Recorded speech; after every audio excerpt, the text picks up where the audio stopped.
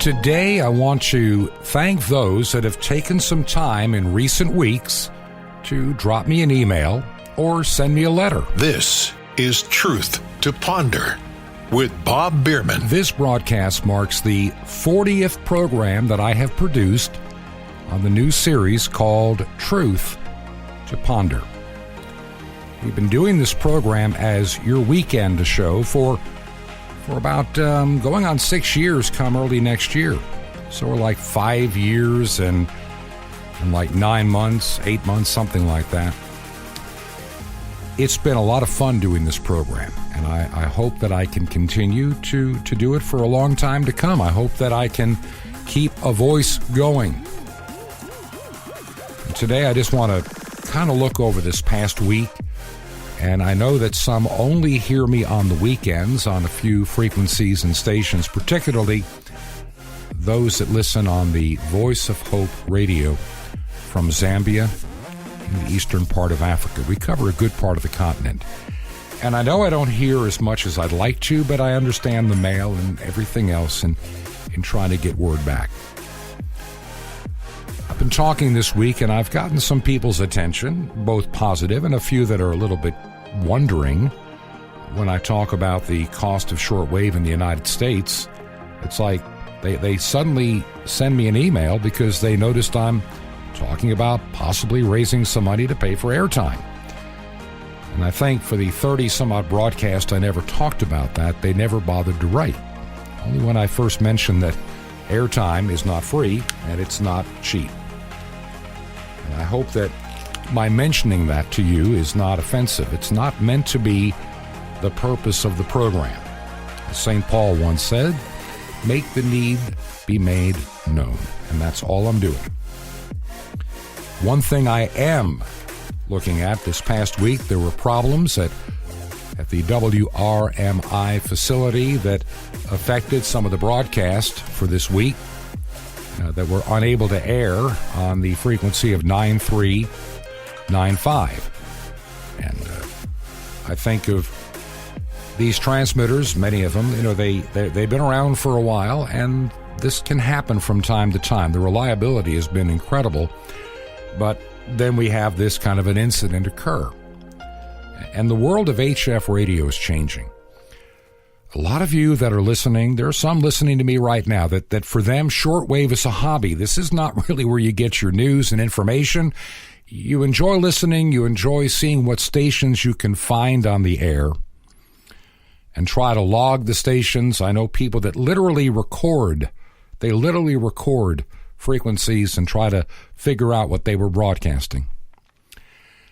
The world of shortwave radio is definitely different today, especially in the United States, than it was 10 years ago, 20, especially 30 years ago. I go back to the 1980s and 1990s, the heyday in many ways of the first privately owned shortwave facilities in the United States and the impact they had, and in some cases maybe still do. I look at shortwave as one of those legacy technologies that when the internet becomes more censored and more difficult to use, and we were talking about that earlier this week, this radio program that you're hearing right now is also being listened to by a number of people as a podcast. They don't listen on radio. They don't listen on AM or FM. They don't listen to shortwave. They're listening on all kinds of devices and telephones and computers. And I know, like even in my house, all you have to do is go, Alexa, play Truth to Ponder podcast, and it'll give you the current or the most recent program. Sometimes it's an hour or two late, but generally speaking, if you look in the early evening, it should be up to date. And so these are the ways some of the people are listening to Truth to Ponder right now. It's not exclusively on shortwave, but I really believe it needs to be there. Maybe not as much as it is. And that's why I've been asking you to contact me if you are listening on shortwave and why it's vital. I'm beginning to realize that certain airings of this program may not be as listened to than others. I may be mistaken, but the 4 p.m. Eastern Time on the frequency of 9455, I'm beginning to think is the most listened to time for the program. And maybe to some degree less at 6 p.m. on 9395. And I'm not sure at all if anybody, I haven't heard anybody yet mention if they're listening at 10 o'clock at night, Monday, Tuesday, Thursday, and Friday, to the broadcast on 9455. I have not yet heard from anybody. I do know we have 2 nights a week that we're on a frequency that is beamed toward the west on 5850, and I've had a few responses to the 5850 broadcast. So, but I'm not sure if that one is worth, because I can only get 2 nights a week. Not sure what to do. In other words, this time of the year is also presenting some additional questions and things to think about. In the target area that I'm trying to reach is using that frequency and antenna combination at that time of night, what I should be doing. And so I'm trying to figure these things out and have a general plan of what we can do moving forward. If we're going to stay with shortwave, I need a better plan. I've got a few ideas that I'm really considering if I can put it all together. There are a lot of pieces to this moving. There are a lot of moving pieces, let's put it that way, that have got to come together. And there may be a way. You know, one of the things that I would love to do, one of my prayers, and this is what I want to talk about here at the beginning of the program. I know when we're aired on the Voice of Hope in Africa, that I'm on a radio station there that is dedicated to the glory of God and sharing the good news of Jesus Christ. And what I try to do in this program is find that balance of news and information you're not getting from the world that is trying to deceive you. And also, along with that, I am trying to give you a message of hope. It's kind of a delicate balance. That's one of the reasons I like being on the facility in Africa. We're on, I think, 1 day a week. And sometimes I wonder, maybe I should be on that station Monday through Friday. Maybe I should move some resources into being there. I mean, it is a part of the world. And I know that the good news and information you can use can be used anywhere. It's not just for those of us in North America or the Western world. The good news should be everywhere. And whether I'm the one to do it there, I don't know. Time will tell. I really would like to see. We were talking earlier this week about churches that during this pandemic have become so used to using things like Facebook Live, YouTube, everything, social media, and they become so dependent and so relied on to those foundations. My question is it where you're supposed to be? Do you follow what I'm saying? Here's the problem with Facebook Live, Facebook in general, Twitter, any of the social media and talk sites like that. They're owned by tyrants that don't like Christians, period. Earlier this week, I told you Wikipedia is going to be no longer allowing known Christians who are pro-life to contribute any longer to the world's most popular encyclopedia. If you're a Christian, you're being eliminated out of the mainstream of the world. That's why you need to get away from Facebook and don't depend on it for your church or your ministry, your business, or anything. I'm there, but I'm planning to be gone when that day comes. I plan to have a backup plan to Facebook, a backup plan to Google. I don't use Google much anymore. Yeah, I've got a Gmail account, and that's what I call my junk account. When somebody wants to get an email address from me for all the spam and garbage they can send, it just goes to Gmail now. If it's an important message, it comes to, for the radio show, it comes to Bob at truth2ponder.com. Or the weekend show or other ministries and work that I'm involved. I don't use Gmail for any of that. I've never would want to do that. I would never want my ministry tied to any Google product. And so many Christians have their church tied to Google, have their documents tied to Google Documents. They carry much of their worship services. They carry much of their stuff on all these platforms that can have the plug pulled in a heartbeat. Why do you think I am so concerned about you being too dependent? Yeah, I look at Facebook and I know one day I'm going to say something and I'm going to be banned for a week, then a month, and then gone for good, just eliminated as an undesirable. I'll be put in the tech ghetto and eventually into the tech oven and gone. Do you not understand what I'm talking about? Why I'm so concerned? I don't care if you're in the United States. I don't care if you're in Canada. I don't care if you're in Australia. I don't care if you're in the continent of Africa, in Europe, wherever you're listening. Don't build your life, and if you're in ministry, your ministry on Facebook. Use it while you can, but don't expect to keep it. Expect to be shadow banned and eventually just discriminated against and tossed away for good. This upcoming election, we may get a brief reprieve for a while, but the world is heading on a pathway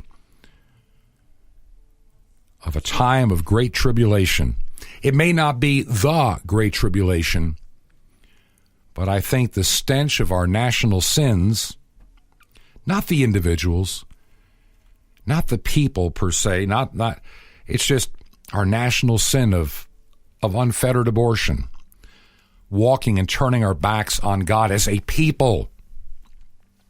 Church denominations that once proclaimed the gospel now proclaim a social bunch of nonsense. Lesbians running around pretending they're priestesses in some of these churches, and it's all about social justice. They celebrate sin, they don't repent of their sin. This is the beginning of some real painful times for the Western world coming up. This pandemic is nothing compared to what's to come. I've had people on this program in recent weeks.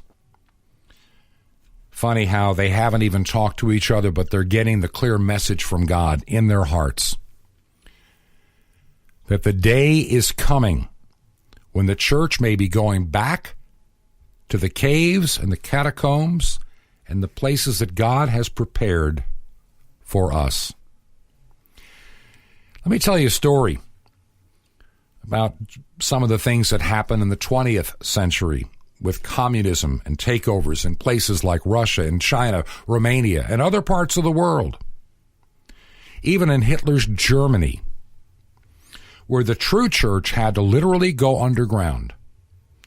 Because unless you were a state-approved church, which meant you compromised what you believed, they didn't want you speaking or talking or sharing.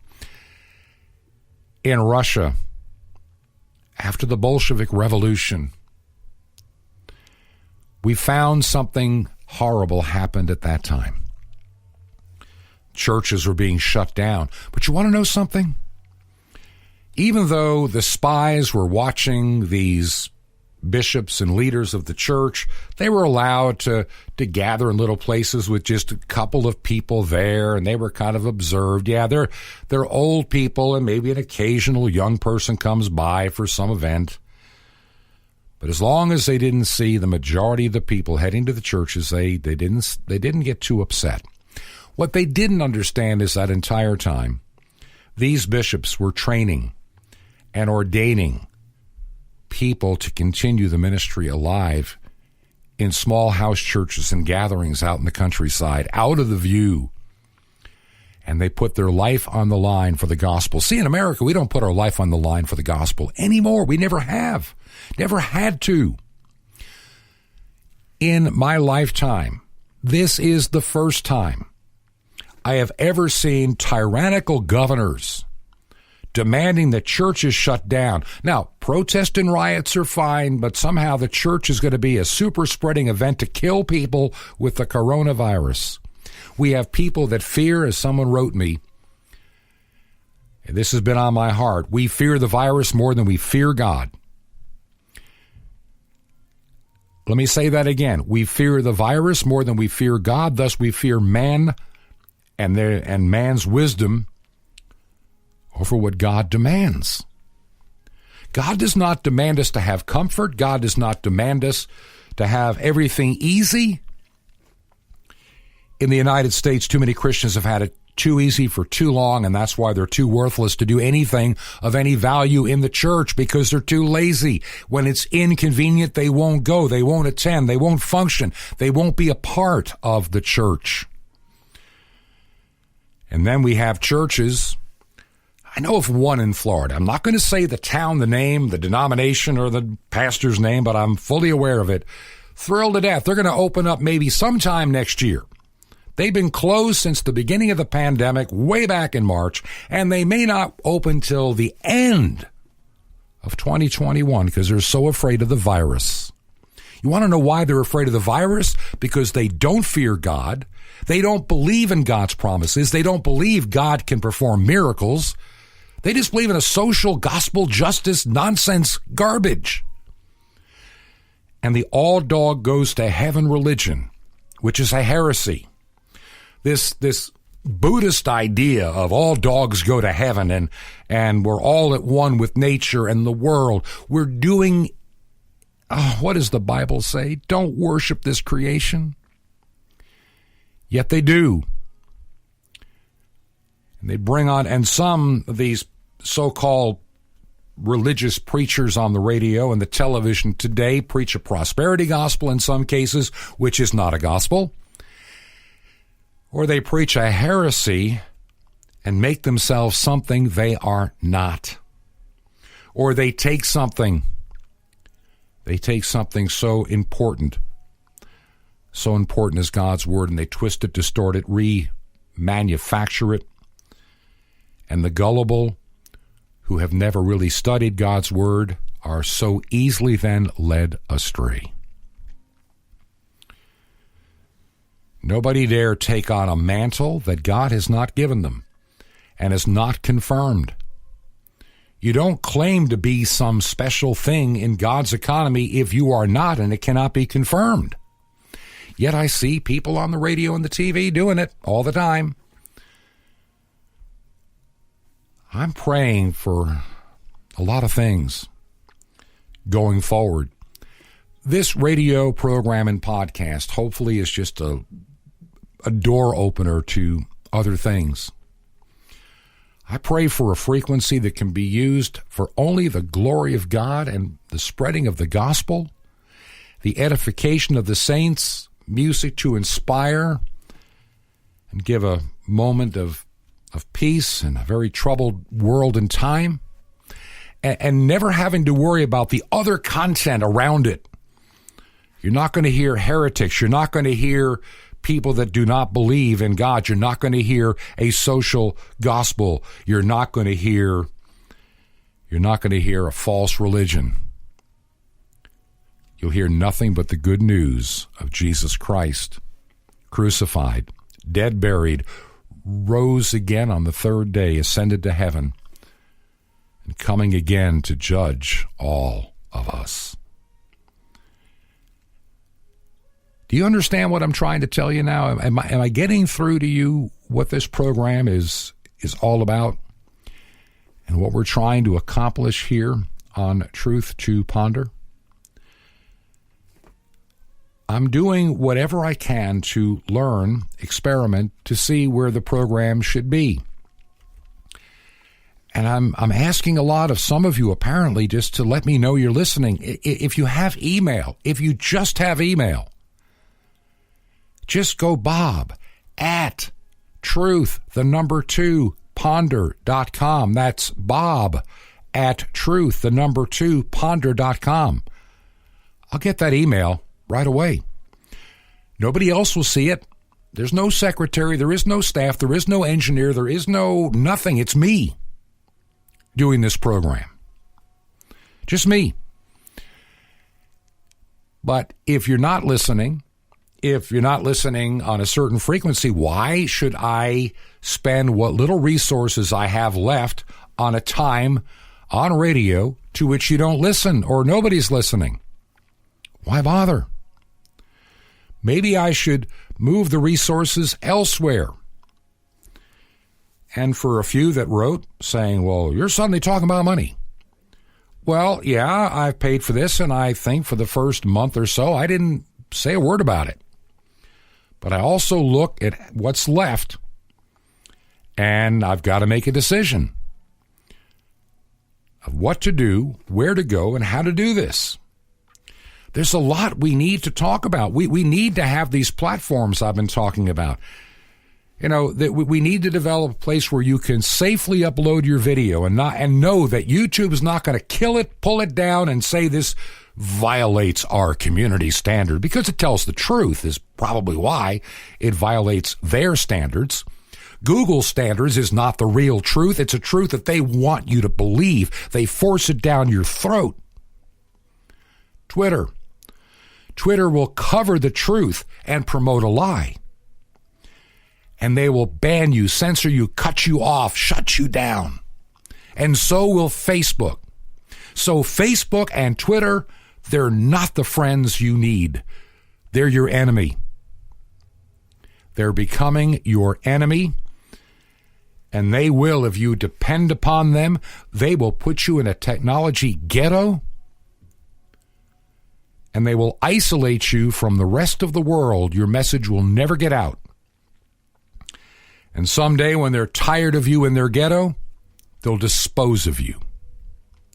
And if you don't see that coming, if you think that Facebook is a wonderful place for your church, you're a fool. Don't become dependent upon Facebook for your church. If you really are promoting the gospel of Jesus Christ, you're going to be considered a danger. And it's going to be called hate speech. The Bible, in Canada, certain passages of the scriptures are now considered unacceptable hate speech. You can't say those words anymore. You can go to jail.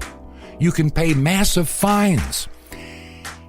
There are places, and it's coming to the United States, friends. If some male, born male, with all that goes with being a male of the species, at age 30 decides, I'm a woman now. And they're not. They're mentally ill is what they are, or satanically inspired, one or the other. It is not normal for a man to wake up when he's 28 or 8, as Joe Biden thinks we can decide. Yeah, so if you're an 8-year-old, you get to determine your sex, you get to determine your gender, and you need the government to protect you in that decision. What kind of sickness is this? This is reprobate mind stuff that's going on in this world. And a political party is taking it up as their platform and want to shove it down the throats of all. And the Christians need to be shoved away quietly into a tech ghetto so they can't infect the wisdom of men who tattoo themselves, wear lipstick and high heels, and pretend they're a woman. That we must celebrate. Anything about Jesus Christ anything that says we need to, you ready for this? Anything that says mankind needs to repent of their sin before God is hate speech. We're going to talk more in the next segment about this. It's just something that I really believe needs to be said this Friday and this weekend on the radio. Don't know what frequencies will still be working. I need to hear from you to know that it's worth continuing this program. Let me tell you something. We are coming to a time where the wheat and the chaff will be separated. We are coming to a time that churches will become despised. The Bible gives warning. We're going to talk about those warnings coming up. I am on a mission to expose fake preachers and teachers and fools. It's part of what I'm doing here on Truth to Ponder. We'll be right back after we take this short break. This is Truth to Ponder with Bob Bierman. How to really see in a moment. Shalom Aleichem.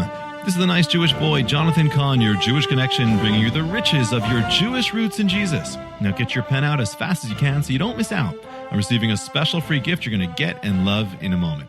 Now in John 1:38, two rabbinical students start following the rabbi from Nazareth, Yeshua, Jesus. And this is what happened. It says, and Yeshua turned and beheld them following and said to them, what do you want? They said to him, Rabbi, which means teacher, where are you staying? He said to them, come and you will see. Now, this is a profound moment. These are his first words to his disciples, his very first teaching. They ask, where are you staying? He answers, come and you'll see. His very first teaching is, come and you'll see. He didn't say, look, and then if you like, come. He said, come and you will see. See, the secret of seeing the blessings of God are all in these words. Come and you'll see. Come regardless of what you don't know, and you'll see. Come before you see. Come without conditions. You see, too many believers are waiting to see before they come. But the words to the disciples are this: come and then you will see. Come and then you'll know. Rise and then you'll walk. Walk and then you'll be healed. Obey, then you'll see. Stop sitting around. Stop waiting for God to prove everything to you. Stop requiring that God shows you everything before you walk in faith. You do that and you'll never walk in faith at all. Come before you see. And then you'll see the blessing. And then you'll see the love. And then you'll see the miracle. Then you'll see the joy. And you'll see the healing. And then you'll see the life God has for you, my friend. Just step out in faith and follow the footsteps of Messiah. That's his promise to you. But you have to come, and then you will see. Want more? Ask for come and see. Now, how'd you like to be faster than a speeding bullet, more powerful than a locomotive, able to leap tall buildings in a single bound? And how about just move mountains? Well, you can. Sapphire's the super spiritual supplement to turn your walk into a super life with God, plus the incredible mystery of the temple doors, all free. How do you get all this? Easy. Just remember Jesus' real Hebrew name, Yeshua, and you dial it. That's it, and you'll be blessed. Just dial 1-800-YESHUA-1, but call now, 1-800-YESHUA-1. Now, I invite you to join with me in the Great Commission to bring salvation back to the Jewish people and reach millions of unreached peoples around the world on 5 continents. Just call now, 1-800-YESHUA-1. That's YESHUA-1. Or write me direct, The Nice Jewish Boy, at Box 1111, Lodi, New Jersey, 07644. It's The Nice Jewish Boy, Box 1111, Lodi, Lodi, New Jersey, 07644. Well, till next time, this is Jonathan Kahn saying Shalom Aleichem, peace be to you, my friend, in Messiah, Ravinu, our Rabbi.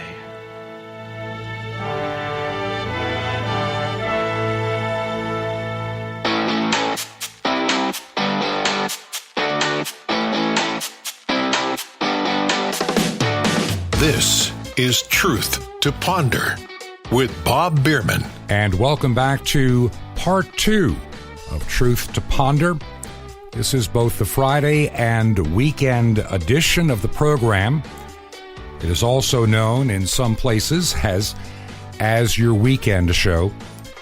I meant to mention at the beginning or at the end of the last segment a couple of things. number one, if you go to the website now, at least for the time being, Your Weekend Show, it'll take you to the new website, Truth to Ponder. At least for now, I think I'm just going to go with one website for both programs. Things may change down the road where this one program may become different again. I don't know. But for the moment, it's a lot of work on my part to do the 5 programs. It used to just be one.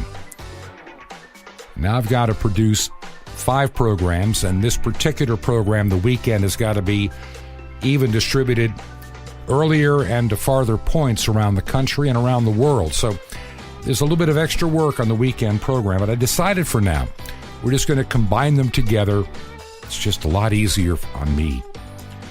So I told you before, this is a ministry of love. This is something that I just feel I want to share so many things with you that are important in this very unusual time that we live in. When I started this program way back in 2015, I didn't think the world could get any worse. And as that year went on, I'm going, come, Lord Jesus, come. And now look at us today where we are, just in these past 5 years since 2015. Look at us now where we are in just this short time. How in the world can this world hang on any longer? Yet, for some reason, it seems to. I can remember at the beginning of this year, 2020, like so many of you, did you ever believe you're going to see what happened when the news started sneaking out a bit in January, then February, then all of a sudden March, and we're in a full-fledged, worldwide, locked-down pandemic? Lives are being ruined and destroyed by this virus. Business is gone forever. Economies wrecked. Alcoholism and drug use on the rise. All in the name of safety and science. We're going to do all these things. And here we are today. And church is being told to shut down. You're dangerous. Notice, and this is the point, we can sit here and argue the virus side of this all day long, but I want you to understand one thing regardless of what you think. Look how easy it was to shut down a church. You know, a year ago, if I had said the government could shut down your church, a lot of you that listen would say, you're crazy, Bob. You're just full of that, conspiracy theory nonsense. Well, look at it today. It didn't take much. And some of the science has been questionable along the way. We fear the virus more than we fear God. And we trust in the things of men like Facebook more than we trust in building things for God's kingdom. And this is part of the problem with the church today. Let's talk about the church in a moment. By the way, I meant to give an address before. I need to do it because people remind me that when you're on shortwave, it's not like a podcast where you can pause, go back, look, and everything else. And our email address is Bob, that's my name, B-O-B, Bob, at truth2ponder.com, truth2ponder.com. And for those that prefer using regular U.S. mail, it seems that I'll be up here for a while, all the way at least through November at this point. And our address up here, our little tiny place in the mountains, is 21 Berkshire Lane, 21 Berkshire, Berkshire Lane, and that ad number 263. That's our little box numbering system that the post lady needs to get it to us. This way they don't drive around in this area. It'd be a lot of driving to get to these little places. And so we have a kind of a uniform box, and they just use 21 Berkshire Lane, number 263. And our community is called Sky Valley, Georgia, 30537. And if somebody at the post office says, well, that's Dillard, Georgia, well, same thing. Sky Valley and Dillard share the same exact zip code. So 2 little itty-bitty towns. And that's where we are for a good part of the year. That's where I'm producing this program right now. And I thank God for this little place, this little, how do I put it, little sanctuary to be able to do this program. Is it a perfect place to do it? Do I have everything I really need? Maybe, maybe not. But I'm doing it, and I've been doing this program, and I'm thankful for the opportunity that God has given me to get on the air and to share with you the things that are on my heart, on my mind, this day and other days. Let's get back to what I was talking about before the break. I was at a conference of other clergymen that I haven't seen in quite a while. Last week, I went up to Virginia, and there's some great guys that I've known, and some of them are talking about, I really need to build up my ministry on YouTube. I really need to build up my ministry and make better use of Facebook. And they talk about all these free platforms that are out there because they don't want to invest a dime. And many church, look, you know what I'm talking about. They look for free. It's one of the things I'll be dealing with this program very soon. I'm working on it right now, but let's get to these churches. And they think that what they need to do is just get somebody that has a good iPhone or maybe a better Samsung, whatever kind of phone, and do their service on Facebook Live. Get a little thing to hold the camera and phone in place and stream the service live and be a star. And a lot of churches were forced into having to do something like that when they had this sudden, guess what? We're shutting down for 2 weeks. Remember that? We're going to shut down for 2 weeks. Well, let's make it 3. How about 6? Can we hear 12? How many weeks has this been going on in some places? How many months? 2 weeks to 2 months to 200 days? We've come a long way. And we still have the fear mongers at the mainstream media talking about infection. And, they don't want to tell you the rest of the numbers because you might scratch your head and say, are we being played? Yeah, you are.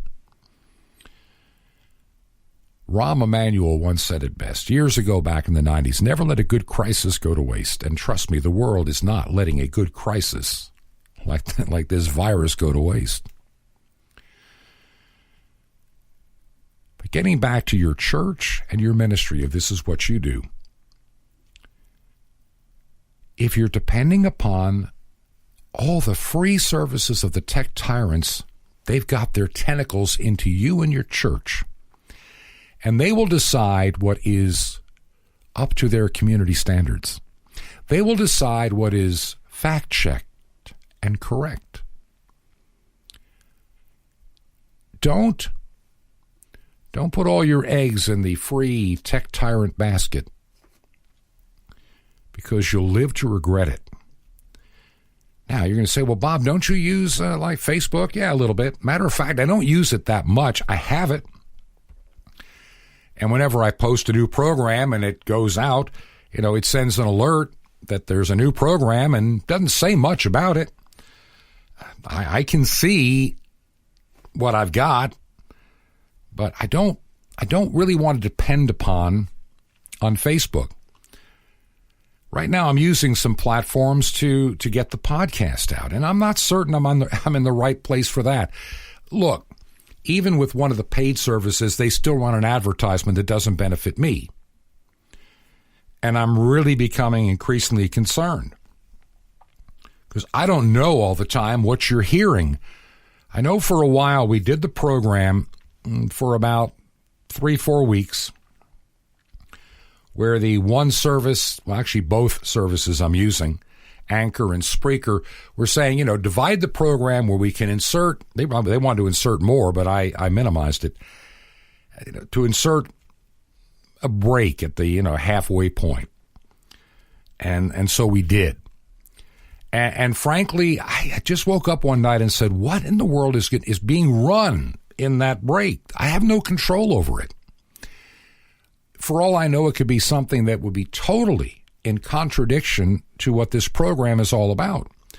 And so I stopped creating that bottom of the hour break where it's open for the podcast to do something. Instead, I'm accommodating a program that is on shortwave for somebody within the confines of this program, and I don't have any particular problem with.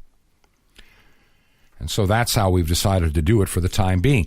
But I'm going to have to rethink this, how we're doing the podcast. Where is it going to live? How is it going to be distributed? I know that at some point when a podcast goes out and it gets on a platform like Apple or Google or whatever, I may not have full control over something that is played before or after, or if iHeartRadio picks it up like they picked up your weekend show. Yeah, if you go to iHeartRadio, you can find this under your weekend show. And I'm trying, and it may end up being one of those they'll pick up to air through their system. It's wonderful to have more than one platform. I'm just concerned at times what things may be associated to the program by those that run the podcast. And so what I'm trying to do is reach out to a lot of Christian friends around the country and other people in ministry and say, look, why don't we develop our own place as the primary source of our programs and our podcast from our websites? Maybe develop an app or some kind of an aggregator to put like-minded programs and music together and not be dependent upon the YouTubes, not be dependent upon Anchor FM, not be dependent upon Spreaker and Podbean and others that are out there wanting my business and money to distribute the program, which I haven't done yet. I've got to rethink this. Not just for me. This is not all about me and my program, but about other people that I know. I know 3 people right now, and I pray that one of them will be listening. I'll make sure that they know to look at a certain point in the program to listen, that should be doing their own podcast, if nothing else. If not on radio, joining me here occasionally. I know people that need, even if it's a 5-minute a day, 10-minute a day, 3 or 4 times a week.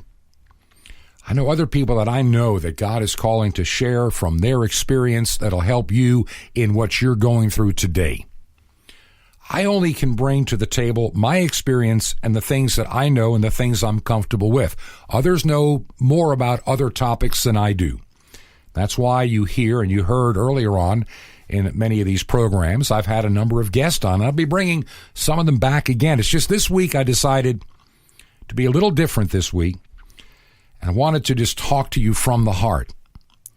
And then I find out it's a week where maybe some of the transmitters at WRMI may not be working. Some frequencies not as good. And it's one of all the weeks for this to happen. We'll find out in time. And so that's why I'm kind of sharing just these disjointed thoughts, so to speak, about the future and how we as Christians need to prepare. This is what I was trying to tell other clergy friends. Do not put everything about your little mission and your church on Facebook and think that that's going to cover the world and make you famous or bring people to your door. It's not going to happen. Not going to happen with YouTube or anybody else. And we use them. I've been using YouTube for years. I don't know how many hundreds, or maybe, 250, maybe 300 episodes of your weekend show or something like that. Or the audio track is on YouTube. It's there. And I think this is the 40th. This is the 40th Truth to Ponder episode, and I think they're all up on there too through your weekend show site as we combine the programs. They're wonderful platforms, and I know that people use them. I've heard from people that say, I've been listening to you on your weekend show on of all things, YouTube since, middle of 2015. I know one person that wrote me a while back. I have several that say, I listen every week on YouTube. And I almost thought about getting rid of YouTube. It's just someplace I had to upload and other places it had to be sent to. But you find out that when your program is getting out there, a few people hear it here, a couple dozen over here, these numbers do add up in time. And I look at the opportunity as a podcast. Even my wife said it. Now, look, I'm one of those kind of guys. I'm 66 now. I worked in radio since 1971 on the air. And I remember the days of being on AM radio, and, every car, that's all they had was AM radio. So it was just a handful of rich people in a Cadillac or something that might have an FM radio in it. There were very few cars with FM in the 60s and the 70s. They came standard with an AM. It wasn't until much later, like, the 1980s, that AM/FM became the standard in most automobiles, if you had a radio. And so being on AM, and being we didn't have all these computers and technology making all kind of hash noise on that make interference in an AM radio, I can remember there was a radio in my dad's shop down in the basement of our house. It picked up the local radio station loud and clear. I had a little AM-only radio by my bedside as a kid. It was what they call a little 5-tuber, all the little small tubes about the size of your thumb, not the big ones. And it was a little Philco. It was the first one I ever had. And with those little 5 tubes and the little 4-inch speaker, little plastic case, I could listen to all these radio stations in my region, and at night I could pick up Chicago. I could pick up all over. I didn't have an FM at that time. It was later in life before I got one, high school actually. Things have changed, and I have people that write me that say, well, I'm not a podcast listener. I don't do that. I just need to listen to radio, and I get it because I'm from that era too. But I'm learning that I have to adapt a little bit myself. I no longer have an antenna on my house to pick up TV because, well, especially in the mountains, we live in a place in the mountains where an antenna will get nothing. I mean, there is no TV station up here, maybe one occasionally on an antenna. And so we have to rely, on an inexpensive satellite arrangement for here, and it works, and we get to watch a handful of channels. We're not doing the big thing. We don't watch the movies. We don't do all that kind of stuff. So I've had to adapt to the world we know today, the changes that have taken place. I mean, it is what it is. I do believe in legacy media. I believe the time will come when even if we have our own platforms online, they may be, in some places, harder to find than others. But those that are putting all their eggs in the Facebook basket and everything, they'll be long gone long before that happens. In other words, I'm looking for a shrinking platform over time. How many centuries was the church underground? And it grew. How long has the church in China been in existence? And even though officially, unless you're one of the official churches where you're doing the Communist Party line or not getting them angry, I have family members from my late wife's side of the family that have been missionaries, and they have worked in China. They taught English, they taught a lot of things, and they dealt with the underground church and put their lives at great risk. It's sad. How many proclaiming Christians in the United States put nothing at risk? Because they don't have anything really in it. How do you risk what you don't have? Are you listening to what I'm telling you? I hope you're getting. I mean, I have family members. They went to China to teach English, put their lives at risk. They're home now. They're getting up in age a little bit. They're in their 50s, so it's getting to be that time. But they put their careers on hold, professional careers, and God just said, you're going to China. And they started doing their research and learned the language too. And they went back and forth for, 10 years. And they would have people at their house, 1 and 2, 3 and 4 people, never a big gathering. And they would ask questions about the West and about this person they know, Jesus. and they'd share the good news of Jesus Christ with these people. And look at us today. We shut down so easy.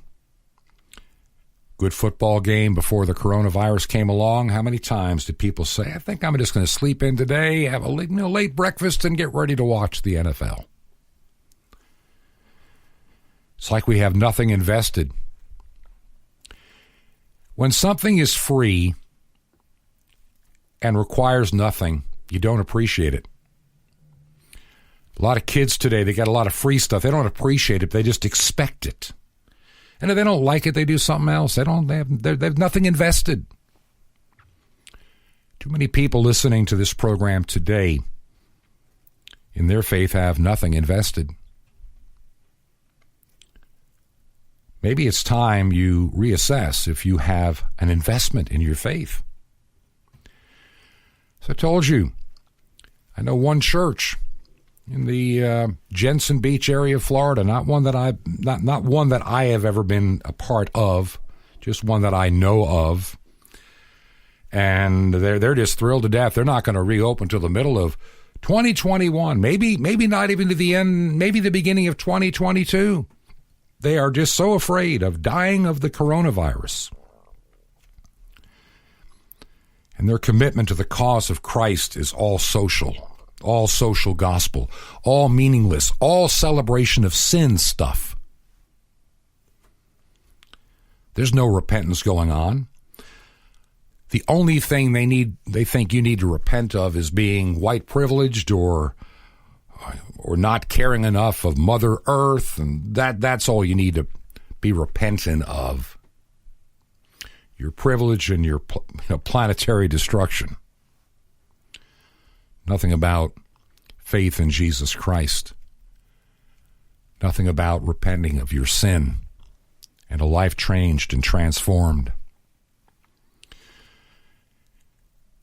I've got these ideas for how to use legacy technology maybe a month from now, maybe 6 months from now, some ideas that are coming together with other Christians. Pray about it. I think there's something really coming together. This has been a wake-up call, this time of pandemic.